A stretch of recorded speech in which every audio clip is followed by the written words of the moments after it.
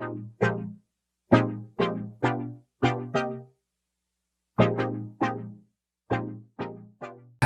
Evening ladies and gentleman, मैं दीपम असम से जोरहाट से बिलोंग करता हूँ।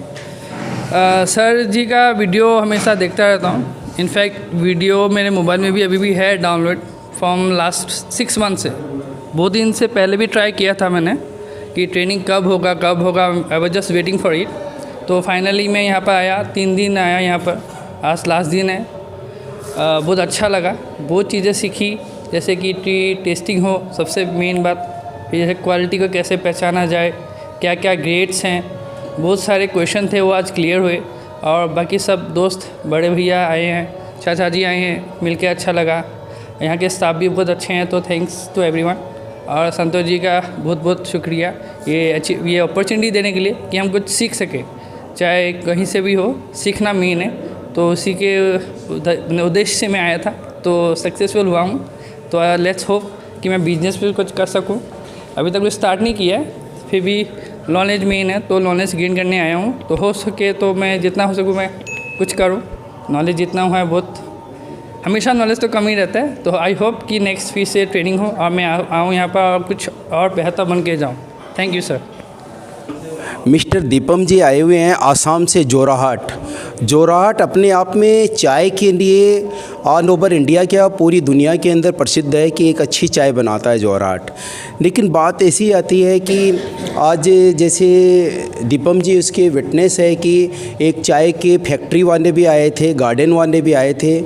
और इस प्लेटफॉर्म पे हर भाई को इसलिए क्या है कि एक्चुअल में कहीं ना कहीं टेस्टिंग वाला जो मैटर है वो सबके लिए ये रखता है। जितने भी ऑक्शन हाउस चल रहे हैं अपने ऑल ओवर इंडिया के अंदर में, वो चल रहे हैं टोटल टेस्टर के ऊपर में, टी टेस्टिंग के ऊपर में।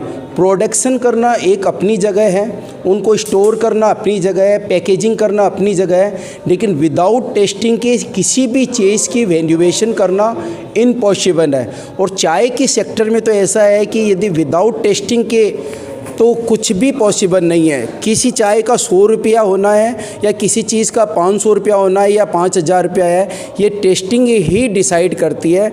और ये टेस्टिंग के लिए ऐसा है, चाय की टेस्टिंग के लिए कोई भी तरीके का इंस्ट्रूमेंट कहीं भी बाज़ार में ख़रीदने को नहीं मिलता है कि आपने एक बाज़ार से ये सामान ख़रीदा। आपकी जीभ भी आपकी टेस्टिंग का इंस्ट्रूमेंट है और उसको ही जागृत करना पड़ेगा आपको।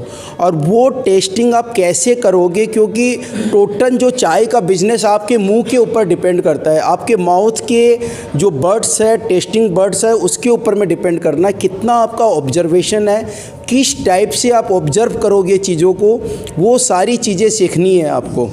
तो मैं दीपक सर का बहुत बहुत धन्यवाद देना चाहूँगा। उन्होंने आसाम से आकर हमारे ऊपर ये एक बहुत बड़ा उपकार किया कि जहाँ से चाय बिलोंग कर रही है वहाँ का बंदा आके चाय की टेस्टिंग सीख रहा है। इट मीन्स ये है कि कहीं ना कहीं कुछ तो मायने रखता है टेस्टिंग होना और करना।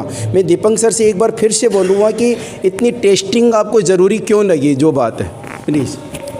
टेस्टिंग, अगर आप कुछ भी खरीदें या कुछ भी खाएंगे तो खाने का प्रोडक्ट है, तो ऑब्वियसली आप खाएंगे तो आपको टेस्ट लगेगा, तो तभी आप कुछ और खरीदेंगे। अगर आपको टेस्ट ही नहीं मिल रहा तो क्या खाएंगे? खाने का मतलब ही क्या रहा? सब लोग क्या मेहनत करते कुछ अच्छा खाएं, तो बात वही है। तो टेस्टिंग मेरे के लिए बहुत इंपॉर्टेंट है, चाहे कुछ भी करो।